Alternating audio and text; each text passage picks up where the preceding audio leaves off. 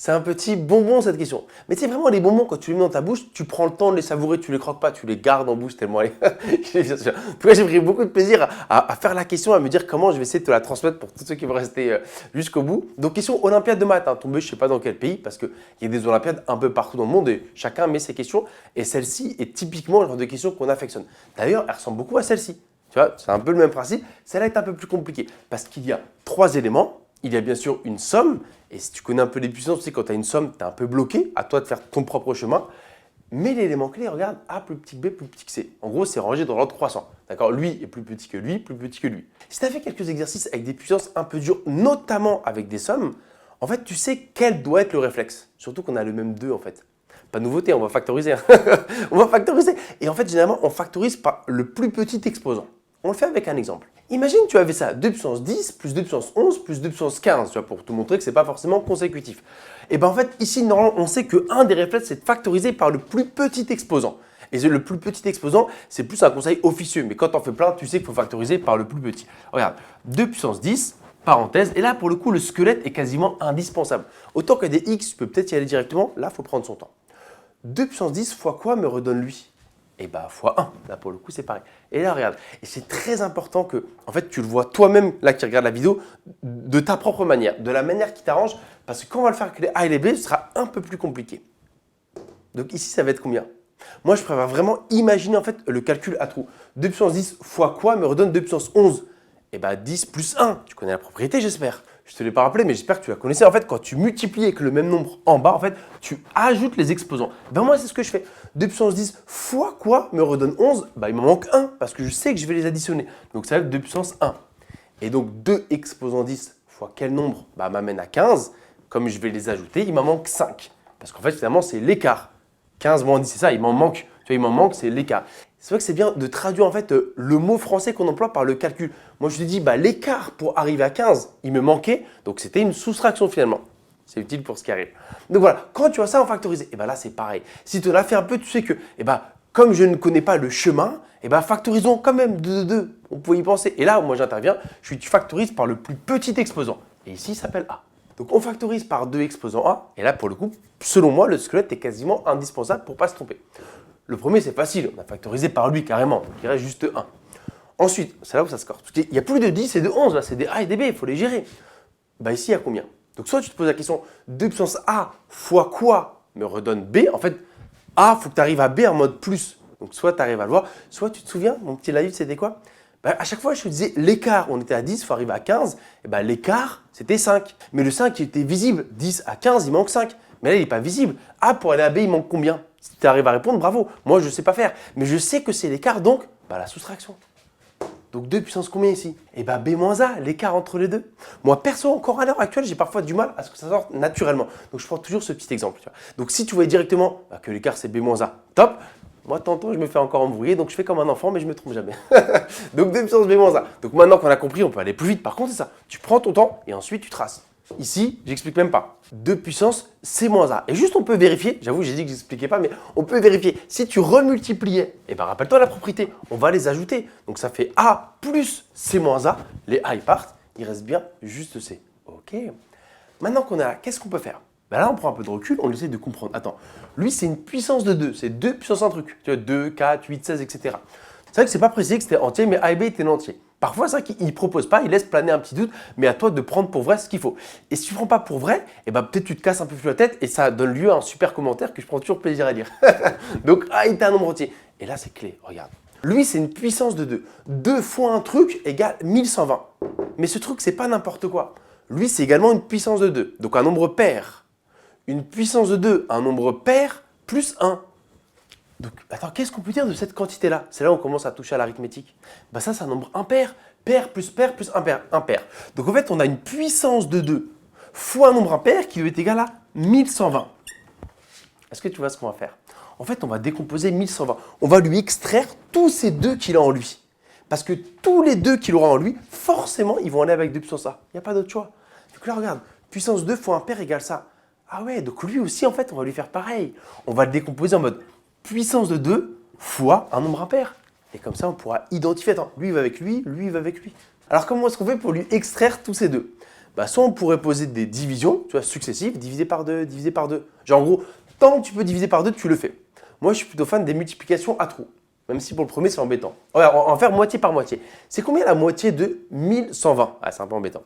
Donc, c'est pas 600, parce que 600, c'est trop. C'est 500 combien 560, j'ai envie de dire. Ouais, c'est bon, parce que 2 fois 60, 120, on est bon. Donc, la moitié, c'est 560. Il est encore pair, je peux encore lui prendre son 2. C'est combien la moitié de 560? 280. Ok, là, ça redevient facile. La moitié de 280, on est à 140. La moitié, on est à 70. C'est toujours pair. Donc, en fait, je lui extrais autant de 2 que possible. On est à 35. Ok. Est-ce qu'avec ce que j'ai fait ici, tu es capable de me dire, en fait, dans 1120, il y a combien de 2? C'est 2 exposants combien fois le reste? En fait, c'est autant de fois que j'ai pu diviser par 2.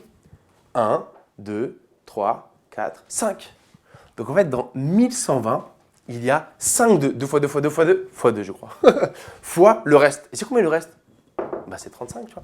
Donc tu vois, assez rapidement, alors que le nombre n'était pas hyper gentil, tu vois, on a pu le décomposer. 1120, c'est 2 exposants 5 fois 35. Mais regarde, il était précisément sous cette forme-là. Donc si je le réécris au même endroit, est-ce que tu vois l'identification? Regarde. En fait, E2 c'est pareil et E2 c'est pareil pour que ça marche. Déjà, on vient de démasquer A. Il vaut 5, ça y est, c'est fini, regarde, c'est terminé. En fait, la décomposition d'un nombre comme ça en facteur premier, ce qu'on appelle, elle est unique. Donc, comme j'ai pu faire, forcément, il n'y a pas d'autres possibilités. E2, ils vont ensemble. A égale 5. Yes. Donc, tu vois, on a quand même vachement avancé. Et donc, l'autre identification puissante, c'est que ça, c'est égal à 35. Et donc, on écrit que cette parenthèse vaut donc le 35. Qu'est-ce qu'on va faire maintenant? Avant de paniquer ou pas, tu vois, le 1, on a la main dessus. On peut l'envoyer de l'autre côté. D'accord? Plus 1 moins 1. Donc, je vais écrire directement le résultat. 35 moins 1, on est à 34. D'accord. Comment est-ce qu'on va faire? Donc là, on a trouvé A égale 5. Ah oui, si on voulait, on pouvait remplacer A par 5. Je ne vais pas le faire comme ça. En fait, on va rester solide sur maniement des lettres. A il vaut 5, je pourrais le remplacer. Mais je vais le laisser tel quel. Ok, maintenant, qu'est-ce qu'on pourrait faire? En fait, c'est un peu une mise en abîme, tu vois, ma figure de style préférée. En fait, on est reparti quelque part à un exercice qui ressemble à l'exercice initial. Une somme de puissance de 2 égale un certain nombre. Trouve ses exposants. Et en plus, on est bien dans le même état d'esprit, tu vois. B, il est plus petit que C. Regarde, AB et AC, je leur enlève la même quantité. Donc, ils restent dans le même ordre. Donc, c'est pareil, en fait.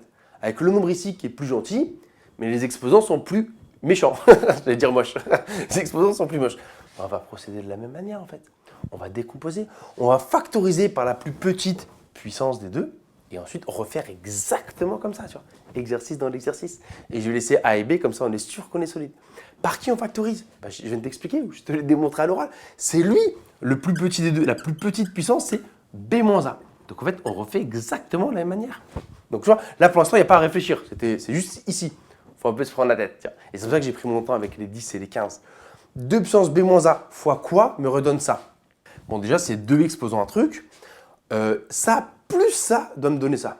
Déjà, les moins A, je ne vais pas y toucher, tu vois. Moins A plus un truc pour rester sur moins A, c'est pareil.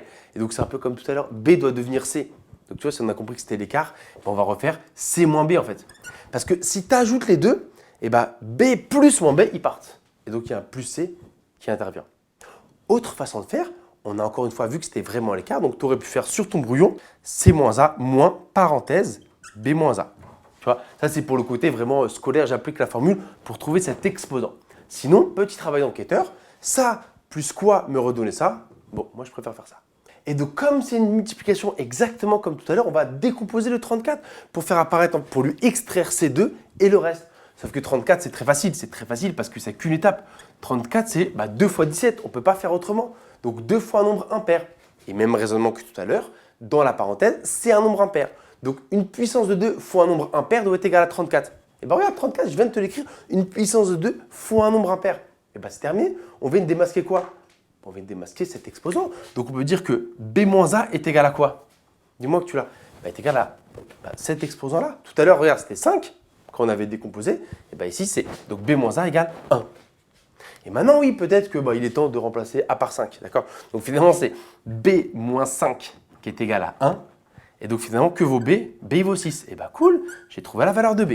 Donc, A vaut 5, B vaut 6. Maintenant, il faut aller chercher C. En fait, si tu as bien compris, j'aurais dû les aligner que lui est égal à lui. Et ça veut dire que cette parenthèse-là va être égale à 17. Autrement dit, 1 plus 2 exposant C moins B égale 17, exactement comme tout à l'heure. Cette parenthèse est égale au résidu, le nombre impair qui restait, 35. Sauf que là, c'est un peu plus gentil. Bon, pareil, 1, il va de l'autre côté, donc on est 2 exposant C moins B. On peut le faire directement. B, il vaut 6, donc c'est C moins 6. Là, pour le coup, je le mets, est égal à 16. Parce que plus 1 moins 1. Ah, 16, c'est un ami. C'est tout de suite une puissance de 2. Heureusement, sinon, il y a un souci, vu que tu vois, ça doit être égal. Donc, si on avait 15, là, problème. 2 puissance quoi égale 15 si on avait 15? Personne. Et là, comme d'hab, les nombres ne sont jamais pris au hasard, ça tombe pile. 16, c'est 2 puissance combien? Il faut avoir des repères mathématiques, je ne t'ai pas encore dit. 2 puissance 3, c'est 8. J'en ai un de plus, donc c'est 2 puissance 4. Et ben voilà, je peux égaliser C moins 6 est égal à 4.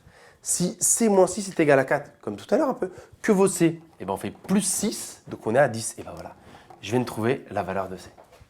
J'aime beaucoup parce que vraiment 2 fois la même chose et une fois enfin voilà, j'espère que tu as compris quand je te disais pourquoi c'est un bon mot, mais à tous les niveaux, en tant que personne qui résout l'exercice en espérant que tu l'aies fait et moi en te donnant en fait la marche à suivre. Vraiment, j'ai pris beaucoup de plaisir, j'espère que tu l'as vu. Donc voilà, j'ai trouvé un petit bilan quand même. A égale 5, B égale 6, C égale 10. Et donc ils sont bien rangés dans l'ordre croissant et tout va bien.